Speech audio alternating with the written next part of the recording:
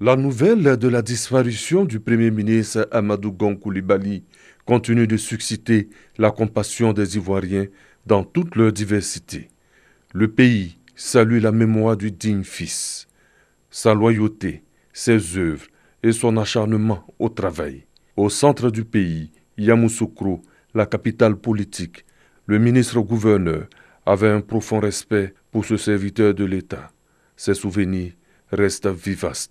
De Peloforo Gon Coulibaly à Oufouette-Boigny. C'est en 1944 que Peloforo Gon Coulibaly et Félix Houphouët-Boigny se sont connus.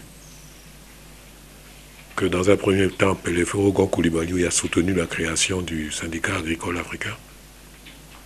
Il ne faut pas oublier non plus que c'est en 1946, c'est à Korogo que le président Félix Houphouët-Boigny est allé chercher son premier mandat de député, qui lui a par la suite permis de faire la carrière politique qu'on lui connaît. Et depuis lors, les familles Gon et les familles Boigny sont liées, partagent tout leur deuil, partagent toute leur joie. Et donc, ce deuil est aussi le nôtre. Augustin Thiam porte son deuil. La Côte d'Ivoire a formé ce qu'on appelle communément des grands commis de l'État,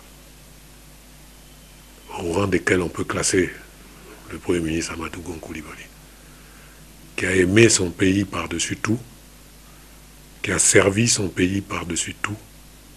C'était un homme de dossier, qui possédait ses dossiers, qui connaissait ses dossiers, un travailleur infatigable. Et on peut dire qu'il est mort à la tâche. Travailleurs de tout genre, hommes et femmes, Yamoussoukro pleure Amadou Gon Coulibaly.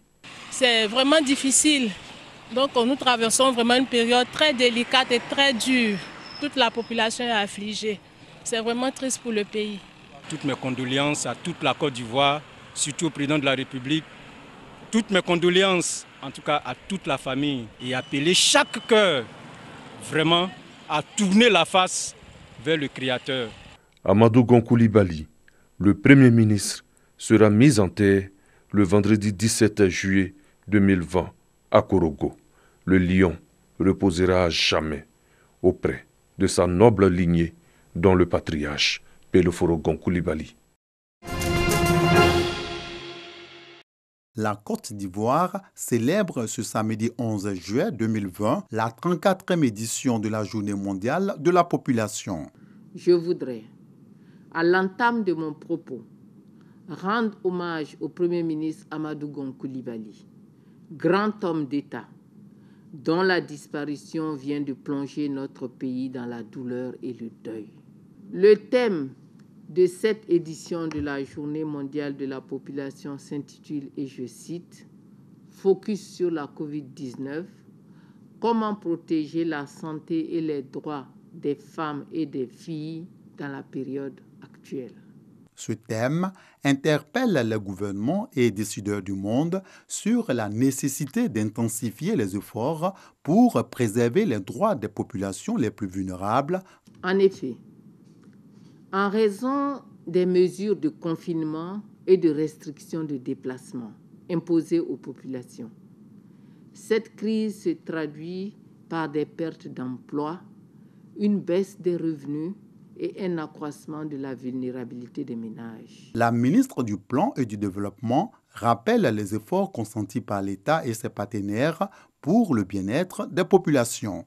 Le gouvernement ivoirien, sous l'égide de son Excellence M. Alassane Ouattara, président de la République, ne ménage aucun effort pour sensibiliser les populations à la crise sanitaire ainsi qu'à ses effets induits, renforcer la résilience des ménages et des communautés à travers des mesures économiques d'appui direct et à travers le soutien financier aux entreprises et entrepreneurs, y compris ceux du secteur informel.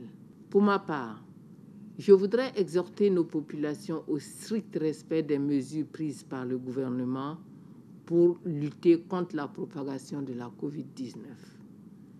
J'encourage également nos partenaires techniques et financiers mais aussi les acteurs du secteur privé national, à poursuivre leur appui multiforme aux interventions sectorielles en vue d'un redressement rapide de notre économie. Niale Kaba garde l'espoir que cette 34e édition suscitera l'engagement de tous à œuvrer pour la préservation des droits des femmes et des filles afin d'améliorer significativement l'indice de développement humain du pays.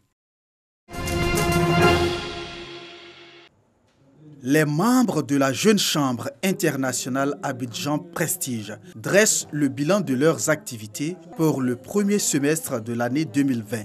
Pour cette Assemblée générale à mi-parcours, les différentes commissions se succèdent pour faire le point de ce qui a pu être réalisé selon les objectifs fixés. Nous avons pu tenir nos formations internes, à savoir 10 formations internes, 3 projets communautaires, à savoir le don de vivres et de non-vivres à la pouponnière d'Ayamé.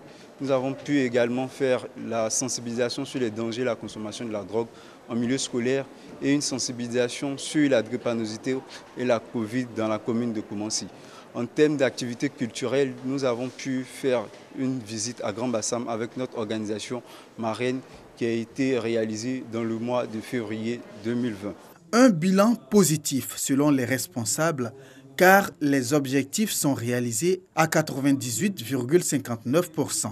Plusieurs chantiers sont annoncés pour le prochain semestre. Il s'agit de 3 autres projets communautaires. Le projet sur la paix, le projet Peace is Possible qui va se dérouler en 2 phases. Nous allons faire une formation sur la paix et également un panel avec les responsables des partis politiques pour que ceux-ci puissent dire ensemble comment ils sont engagés pour la préservation de la paix dans notre pays pendant cette année électorale.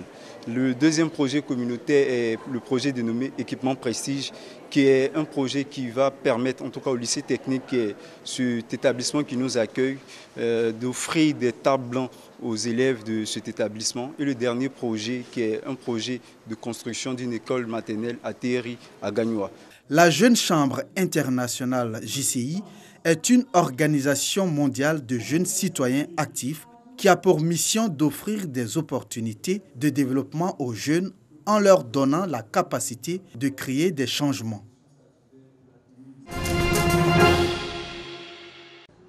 Le port de masque, l'une des mesures barrières édictées par le gouvernement pour freiner la propagation de la maladie à coronavirus. Mais à Grand Laou, cette mesure n'est pas totalement appliquée. À pied ou en transport en commun, certains habitants de la cité se déplacent sans le masque. Je n'ai pas porté mon casque parce que il est un peu sale, donc je l'ai lavé. C'est hier là j'ai lavé ça, j'ai mis ça devant la véranda, c'est pas encore sec. Il n'avait pas assez de passagers là, je viens de prendre mes passagers et puis bon, c'est que si je vais porter ça, sinon il y a ça. Heureusement que d'autres comprennent la portée de l'importance du port du cache-nez. Ce que je vais dire, c'est que le coronavirus est une réalité et que nous devons nous protéger. Nous devons suivre les mesures barrières pour qu'à Grand Laou, le coronavirus n'ait pas sa place ici. En 4 mois, la Côte d'Ivoire a dépassé la barre de 10 000 cas de personnes infectées par la COVID-19.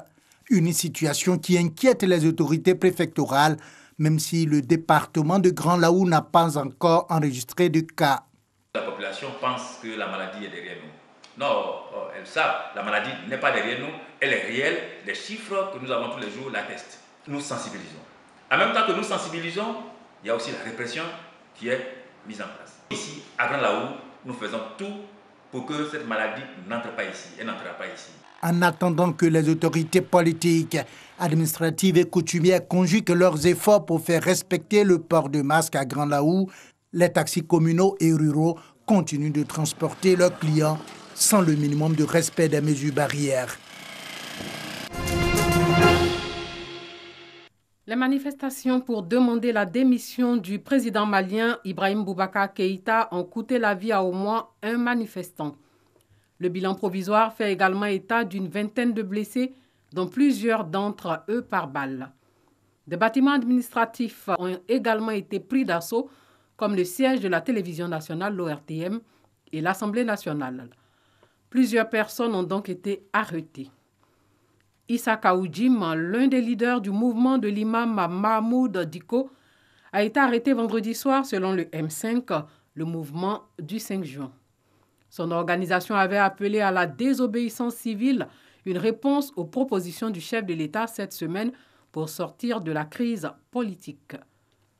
Clément Dambélé de la plateforme de lutte contre la corruption et le chômage à PCC a lui été arrêté pour insurrection et tentative de déstabilisation du pays avant d'être relâché, puis de nouveau arrêté cette nuit selon un communiqué publié sur sa page à Facebook. Hier vendredi, l'ORTM avait cessé d'émettre dans l'après-midi après l'occupation de la cour et l'occupation du bâtiment par des manifestants.